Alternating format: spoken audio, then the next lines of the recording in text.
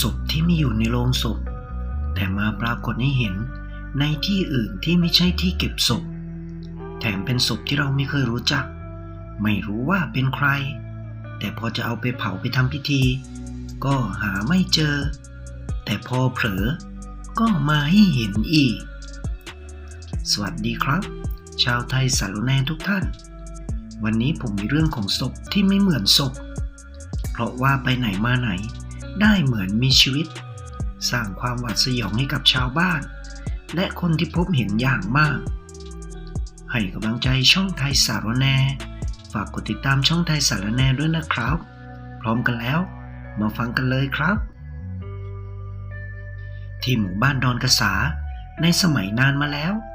ผู้เฒ่าที่เล่าเรื่องให้ผมฟังนั้นยังอายุ8 ขวบเองท่านบอกว่าในหมู่บ้านของท่านในสมัยนั้นป่าเป็นป่ารอบๆหมู่บ้านก็เป็นที่หากินของหมูป่าเก้งกวางสัตว์ป่าเหล่านี้ก็ยังไม่เกรงกลัวคนเท่าไหร่เพราะว่าคนจะล่ามันก็แค่ต้องการเนื้อมาประทังชีวิตเท่านั้นสัตว์มีเป็นร้อยเป็นพันคนล่าแค่เดือนละตัวหรือ2 เดือน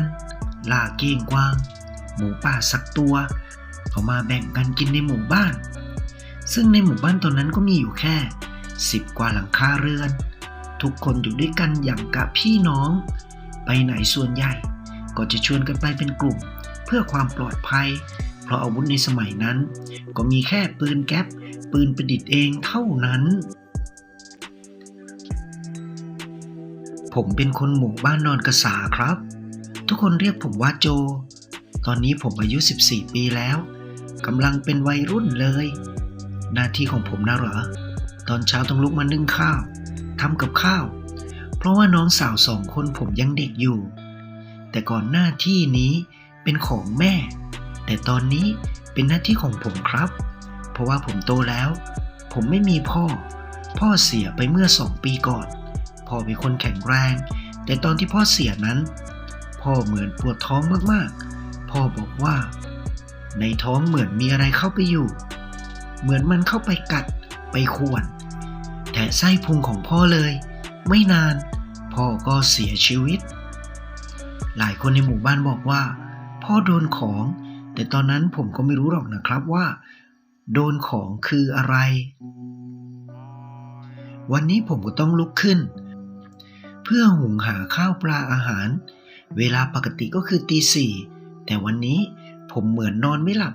กระสับกระส่ายผมว่าตอนนี้น่าจะประมาณตี 3เป็นแน่แท้แต่ผมนั้นตอนนี้เหมือนนอนไม่หลับมันร้อนรุ่มเหมือนมีอะไรในใจในเมื่อนอนไม่หลับก็ลุกขึ้นมาติดเตาก่อไฟหุงข้าวหุงปลาเลยละกันคิดได้ดังนั้นผมก็ลุกขึ้นมองไปรอบๆก็เห็นน้องๆและแม่นอนหลับสนิทอย่างมีความสุขเพราะบรรยากาศตอนนี้เย็นสบาย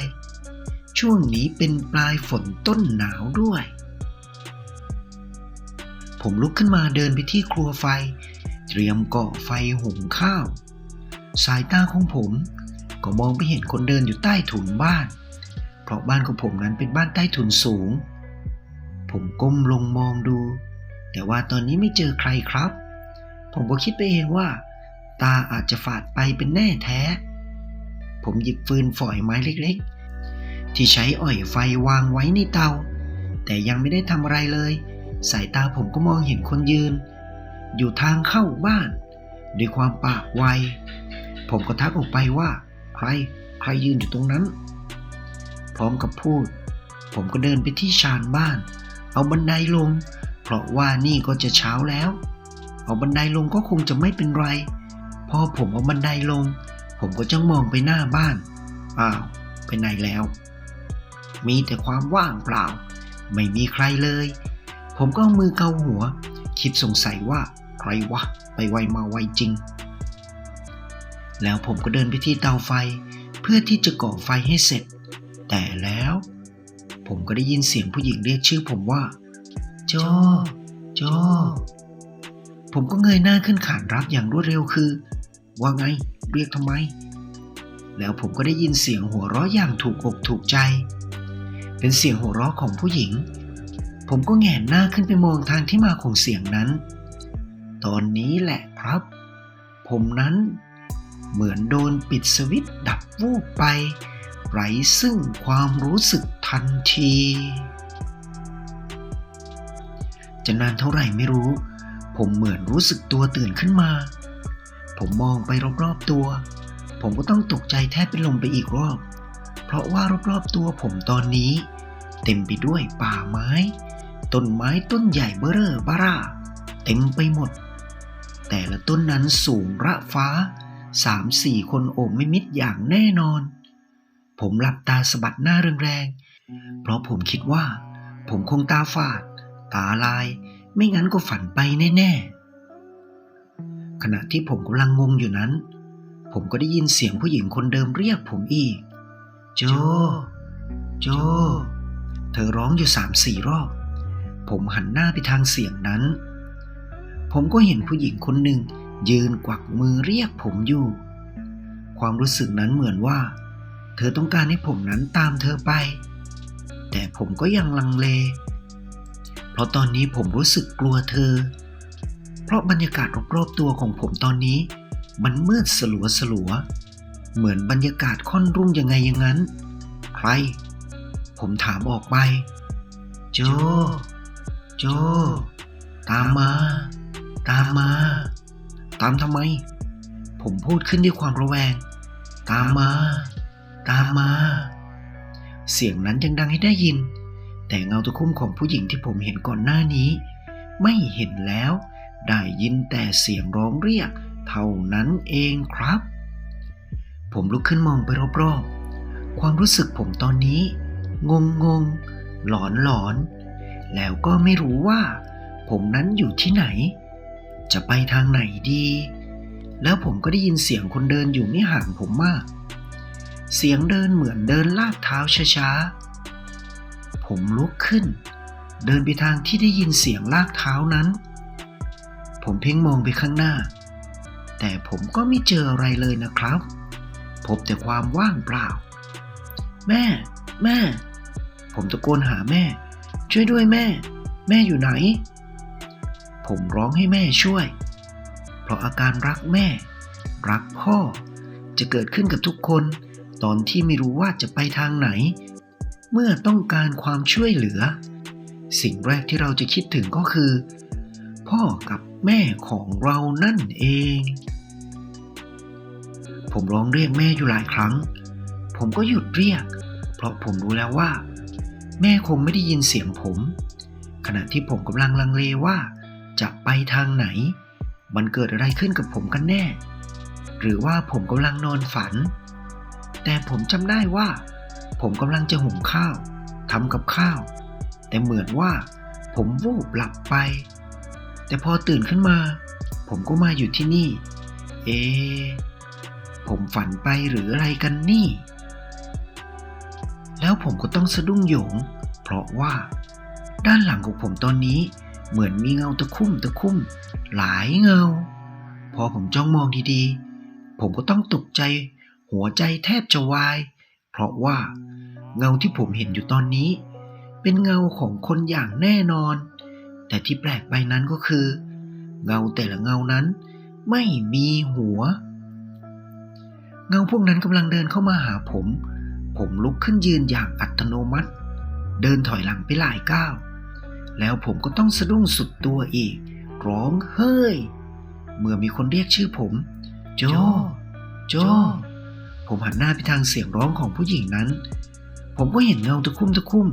ของหญิงสาวนางหนึ่งยืนอยู่ไม่ห่างเหมือนเป็นสัญชาตญาณอีกผมก้าวเดินไปหาเงาผู้หญิงที่เรียกชื่อผมนั้นอย่างช้าตาก็จ้องมองไปทางกลุ่มเงาหัวขาดด้วยใจเต้นระทึกโดยความรีบผมก้าวเท้าวิ่งออกไปอย่างรวดเร็วแล้วก็สะดุดเข้ากับอะไรสักอย่างหัวขมำไปข้างหน้าอย่างแรงผมลงไปนอนคลุกฝุ่นเหมือนหนุมานแล้วผมก็หันไปมองสิ่งที่มันทำให้ผมล้มขมำไปนั้นสิ่งที่ทำให้ผมล้มลงไปผมแน่ใจว่านั่นมันคือศพของผู้หญิงอย่างแน่นอนผมร้องเอะอะโวยวายขึ้นมาอย่างลืมตัว ลุกขึ้นได้ก็ร้องช่วยด้วยช่วยด้วยช่วยด้วยครับผีหลอกวิ่งขวัญกระเจิงเข้าไปในป่าข้างหน้าซึ่งก็ไม่รู้หรอกว่าป่าข้างหน้านั้นมันเป็นที่ไหนแล้วหูของผมก็ได้ยินเสียงหมาหอนโหยหวนดังสนั่นรอบทิศตอนนั้นสติผมนี่เหมือนว่ามันจะแตกดับไปให้ได้เลยเรี่ยวแรงมีเท่าไหร่ผมก็วิ่งไปสุดแรงเกิดใจผมก็คิดไปว่ามันเกิดอะไรขึ้นกับผมกันแน่ขณะที่ผมวิ่งไปข้างหน้าด้วยสติสตังค์ไม่มีอยู่นั้นผมก็สะดุดเข้ากับร่างกายของคนที่นอนขวางทางอยู่ข้างหน้าผมอีกล้มหัวทิ่มลงไปคราวนี้ผมรู้สึกว่าผมนั้นจุกกว่าจะลุกขึ้นมาได้ก็น่าจะนานขณะที่ผมกำลังพยายามจะลุกขึ้นอยู่นั้นเสียงมีเท่าไหร่ผมก็ร้องออกมาเพราะว่าร่างที่ผมสะดุดล้มลงไปเป็นร่างของศพหญิงสาวที่ผมเห็นตั้งแต่แรกแต่ศพมันไม่ได้นอนนิ่งๆตอนนี้เหมือนตาของศพจะเหลือบขึ้นข้างบนเห็นเป็นตาขาวโพลนสิ่งที่ผมเห็นตอนนี้ก็คือศพกำลังลุกขึ้นยืนและเพ่งมองมาทางผมแสยะยิ้มให้ผมส่งเสียงหัวเราะคิกคิกคักคักอย่างชอบอกชอบใจผมตะเกียกตะกายหนีพยายามจะวิ่งหนีให้ไกลแต่เหมือนว่าผมไปไหนไม่ได้ผมดิ้นรนอยู่นานผมมีความรู้สึกถึงความเย็นซาบซ่านราดมาที่หัวของผมและเย็นซ่าลงไปทั่วตัวแล้วผมก็สะดุ้งตื่นขึ้นมาร้องเอะอะโวยวายเสียงดังสนั่นผมมองไปรอบๆตัวพร้อมกับดิ้นรนร้องเอะอะอยู่แล้วผมก็ได้สติเมื่อมีฝ่ามือหนักๆปะทะเข้ากับใบหน้าของผมทำให้ผมได้สติมองไปรอบๆผมเห็นแม่และชาวบ้านอีกหลายคนนั่งล้อมรอบผมอยู่ผมทำหน้างงๆมองหน้าคนนั้นทีคนโน้นทีคนนี้ทีและที่นั่งอยู่ตรงหน้าผมพร้อมกับปะพรมน้ำมนต์ไปทั่วตัวผมก็คือหลวงตานั่นเองครับนึกว่าจะมีฟื้นซะแล้วนะไอ้โจเอ้ยหลวงตาพูดขึ้นเมื่อผมฟื้นขึ้นมาทุกคนก็เล่าให้ผมฟังว่าผมนั้นนอนดิ้นทุรนทุรายอยู่ถึง2 วัน 2 คืนจะปลุกจะเรียกยังไงผมก็ไม่ตื่นจนชาวบ้านไปนิมนต์หลวงตามาปะพรมน้ำมนต์ให้ผมจึงได้สะดุ้งตื่นขึ้นมาตอนที่แม่มาเจอผมนั้นแม่บอกว่าผมนอนหมดสติอยู่หน้าบ้านข้างๆที่ผมนอนอยู่มีศพผู้หญิงใส่ชุดคลุมสีขาวบางๆนอนอยู่ไม่รู้ว่าศพนั้นมาได้ยังไงอีกอย่างไม่มีใครรู้จักหญิงสาวคนนั้นตอนนี้พวกเขาเอาศพของเธอไปไว้ที่ศาลาพักศพที่วัดและออกประกาศหาญาติของเธอตามหมู่บ้านใกล้เคียง2 วันแล้วก็ไม่มีใครมารับเป็นญาติที่สำคัญที่ทำให้ชาวบ้านแปลกใจนั่นก็คือศพหญิงสาวนางนั้นเหมือนจะเพิ่งตายใหม่ๆไม่มีกลิ่นไม่ขึ้นอืดทั้งที่ศพนั้นนอนแน่นิ่งอยู่ศาลาพักศพของวัดจากที่เจอก็2 วันกว่าแล้วเมื่อประกาศหาญาติไม่มีนายบ้านและชาวบ้านก็ตกลงกันว่าเมื่อไม่มีญาติมารับศพก็ต้องเผาแล้วเพราะถ้าปล่อยไว้นานศพก็จะเน่าในวันที่ชาวบ้านจะเผาศพพอไปที่ศาลาพักศพก็ปรากฏว่าศพของหญิงสาวนั้นไม่อยู่แล้วศพหายไปชาวบ้านหลายคนช่วยกันออกเดินหารอบๆบริเวณก็ไม่เจอเมื่อไม่เจอศพก็ไม่ต้องทำพิธีชาวบ้านก็ไม่ได้คิดอะไรมากแยกย้ายกันกลับบ้านตกดึกของคืนนั้นเองผมสะดุ้งตื่นขึ้นมาตอนกลางดึกเพราะว่ามีเสียงผู้หญิงมาร้องเรียกผมอยู่หน้าบ้านโจโจเสียงเรียกนั้นดังอยู่2-3 รอบผมค่อยๆชะโงกหน้ามองลงไปตามเสียงนั้นจากช่องของผนังที่มีอยู่มากมายสิ่งที่ผมเห็นก็คือร่างของหญิงสาวชุดคลุมสีขาวยืนมองขึ้นมาแล้วก็ร้องเรียก พร้อมกับยกมือขึ้นกวักเรียกผมอยู่ไม่ขาดขณะที่ผมมองดูหญิงสาวยืนกวักมือเรียกผมอยู่นั้นผมก็ต้องสะดุ้งขึ้นจนเกือบจะเผลอร้องออกมาเพราะว่ามีมือมาจับที่ไหล่ขวาของผมพอผมหันไปมองคนที่จับไหล่ของผมก็คือแม่ของผมนั่นเองแม่จ้องหน้าผมยกมือขึ้นจุปากเบาๆส่งสัญญาณว่าเงียบเงียบผมก็ทำตามไม่นานเสียงเรียกชื่อผมก็หยุดผมมองไปที่หน้าบ้านก็ไม่เจอผู้หญิงคนนั้นแล้วรุ่งเช้าแม่พาผมไปทำบุญตักบาตรรดน้ำมนต์ผูกข้อต่อแขนกันสารพัดเพราะแม่คิดว่าผมนั้นอาจจะมีเคราะห์หลวงตาบอกว่าสิ่งที่ผมเห็นหรือชาวบ้านเจอนั้นไม่ใช่ศพเพราะถ้าเป็นศพก็จะต้องเน่าอืดไปแล้วอาจจะเป็นศพคุณไสยที่คนมีคาถาอาคมสร้างขึ้นมาเพื่อลองวิชาเพื่อประโยชน์ของตนก็หารู้ได้แล้วชาวบ้านก็เจอหญิงสาวในชุดคลุมนี้อยู่อีกประมาณอาทิตย์กว่าต่างที่ต่างเวลาแต่ก็ไม่มีสิ่งไม่ดีเกิดขึ้นกับชาวบ้านแล้วก็ไม่มีใครเจอเธออีกเลยเมื่อผู้เฒ่าเล่าจบไอชาก็ถามขึ้นว่าแล้วผู้หญิงคนนั้นเขาต้องการอะไรหรือครับผู้เฒ่ามองหน้าไอชาสายหน้าไปมาแล้วก็พูดขึ้นว่าไม่รู้เหมือนกันเพราะก่อนหน้านั้นมีคนพบเจอกับหญิงสาวชุดคลุมขาวนี้วันต่อมาก็หายออกไปจากบ้านเจออีกทีเป็นศพนอนอยู่ทางไปป่าช้าแล้ว2-3 รายแล้วศพคุณไสยนี่คืออะไรครับไอชาถามขึ้นอีกผู้เฒ่าก็ตอบว่า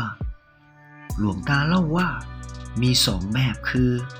เป็นศพที่คนมีอาคมเข้มขลังปลุกเสกมาใช้งานกับอีกอย่างคือตัวศพเองก่อนตายเสกของเสกอาคมเข้าตัวเองไว้